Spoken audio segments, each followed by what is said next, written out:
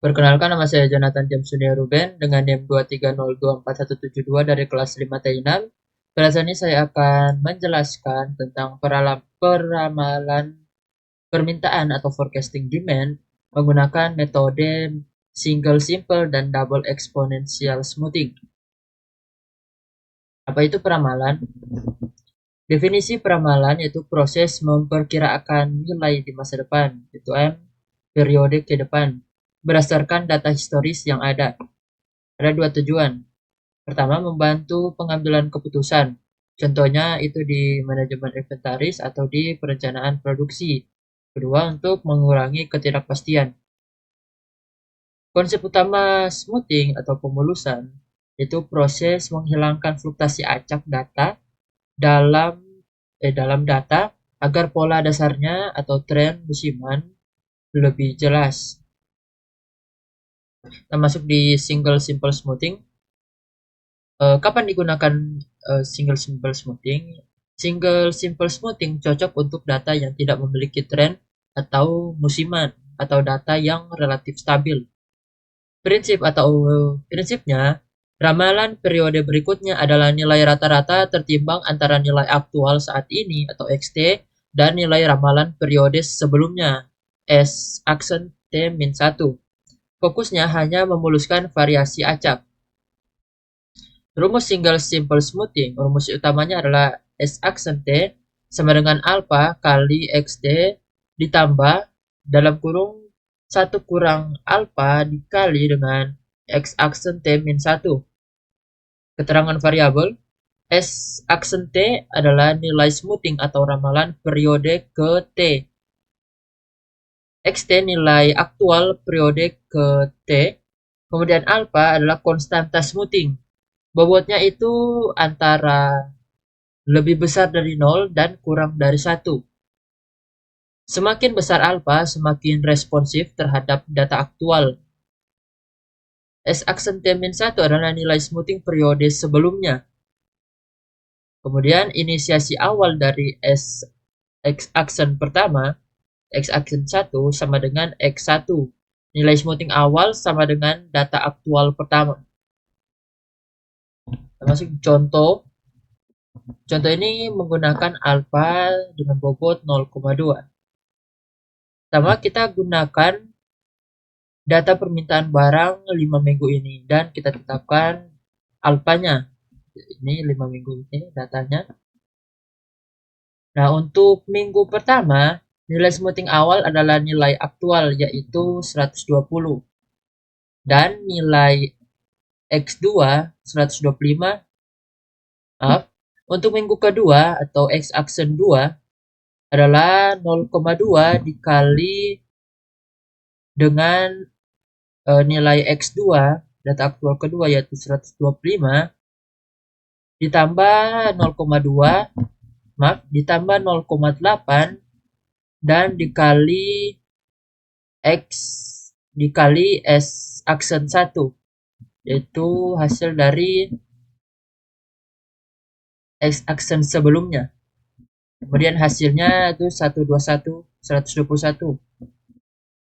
Setelah kita hitung hingga minggu kelima, kita mendapatkan X aksen 6 sama dengan 124,3. Karena ramalan periode ke T plus 1 adalah X S aksen T, maka ramalan untuk minggu ke-6 dengan alpha 0,2 adalah 124,3.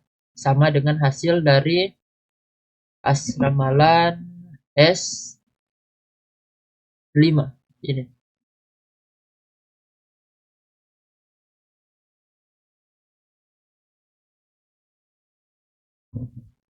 Kemudian kita masuk ke double exponential smoothing atau Holt method. Metode ini cocok untuk data yang memiliki tren atau peningkatan, penurunan jangka panjang. Prinsipnya melakukan 2 kali pemulusan. Pemulusan pertama yaitu pemulusan level XS aksen T, sama seperti single simple smoothing. Pemulusan kedua atau pemulusan level yang sudah dipuluskan S double aksen T memuluskan hasil dari S aksen T. Outputnya menghasilkan dua komponen, level AT dan trend BT. Ini adalah rumus dari double exponential smoothing. Rumusnya sedikit lebih banyak, tapi logikanya tetap sama. Pertama, kita hitung pemulusan tingkat 1, yaitu S aksen T. Kedua, kita hitung pemulusan tingkat 2, yaitu S double aksen T, yaitu memuluskan hasil dari S aksen T itu sendiri. Dari kedua nilai smoothing ini, kita hitung dua komponen penting, komponen level yaitu AT, dan komponen trend yaitu BT. Komponen trend menggunakan konstanta alpha per 1 kurang alpha.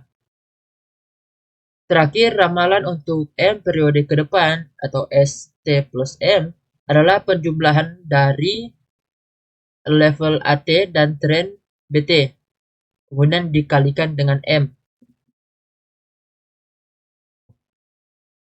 Untuk keterangannya tetap sama, hanya perbedaannya ada M sebagai jarak periode yang akan diramalkan, kemudian ST plus M itu nilai ramalan untuk M periode ke depan. Contoh ringkasan perhitungan.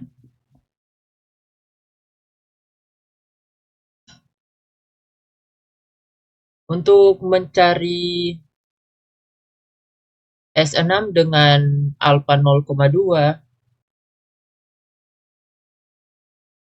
kita mendapatkan hasil akhir S aksen 5 sama dengan 14,3 seperti sebelumnya. Kemudian S double aksen 5 yaitu pemulusan dari pemulusan S aksen 5 yaitu 121,76. Nah, langkah berikutnya, langkah pertama yaitu mencari nilai dari A5. Komponen level A5 adalah 126,84. Kemudian langkah kedua, hitung komponen tray atau B5. Komponen tray B5 adalah 0,64.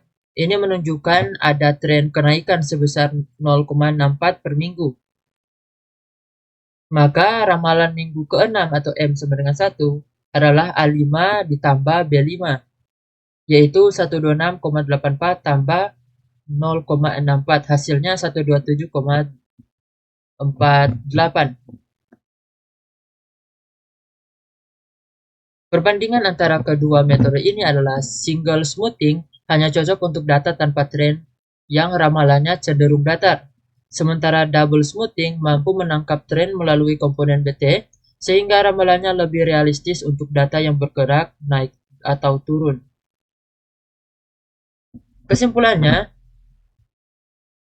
sebelum meramal, kenali dulu pola data yang Anda pilih, yang Anda punya. Kemudian memilih metode yang sesuai, single untuk data stabil dan double untuk data dengan tren. Tantangan dari menggunakan metode-metode ini adalah kita harus menentukan nilai konstanta smoothing atau alpha yang optimal.